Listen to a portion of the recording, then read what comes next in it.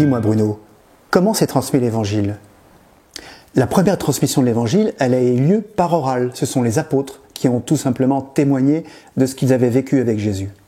Et puis ensuite, c'est une transmission qui s'est faite par écrit, par la rédaction des évangiles. Ce sont des hommes de l'entourage des apôtres qui ont rédigé les évangiles. Bien sûr, lorsqu'il a fallu nommer des successeurs, les apôtres ont nommé des évêques. Et ces évêques ont eu la charge première de transmettre l'enseignement de Jésus. Cette transmission vivante, accomplie dans l'Esprit Saint, c'est ce qu'on appelle dans l'Église la tradition. Et depuis les débuts de l'Église, il y a une sorte de dialogue entre la tradition et l'Écriture sainte. La tradition, c'est la tradition reçue des apôtres eux-mêmes. Ils ont vécu avec Jésus, ils ont pu transmettre son enseignement. Et l'Écriture sainte, tu sais, elle a été écrite par des auteurs différents, à des périodes différentes. Dans les évangiles, par exemple, il y a 3 évangiles qu'on appelle synoptiques, où les paroles du Christ sont reproduites exactement mot pour mot, dans Marc, dans Matthieu, dans Luc.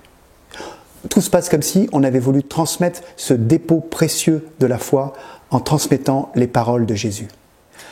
Toute cette transmission de la foi constitue comme un héritage, un dépôt précieux que les générations de chrétiens se transmettent année après année. Eh bien, dans l'Église catholique, on considère que cet héritage est confié à la totalité de l'Église.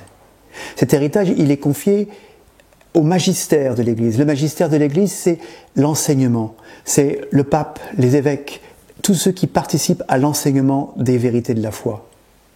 D'ailleurs, tu sais ce qu'on appelle les dogmes. Les dogmes, ce sont des vérités de la foi qui sont précisées par l'évêque de Rome, le pape.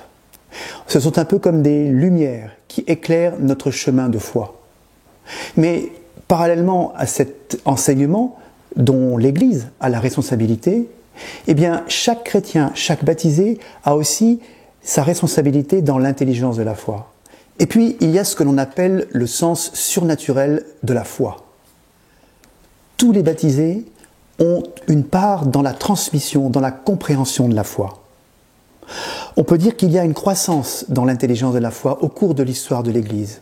Cette croissance, elle est liée aux recherches des théologiens. Elle est liée à la vie de prière, à la vie intérieure de tous les croyants, de tous les hommes et les femmes de foi. Elle est liée aussi à la prédication des évêques, des prêtres, des diacres. On peut dire qu'il y a un optimisme foncier dans la révélation chrétienne.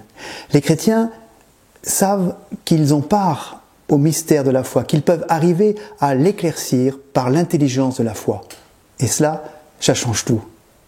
Cherche, tu trouveras. Frappe, on t'ouvrira.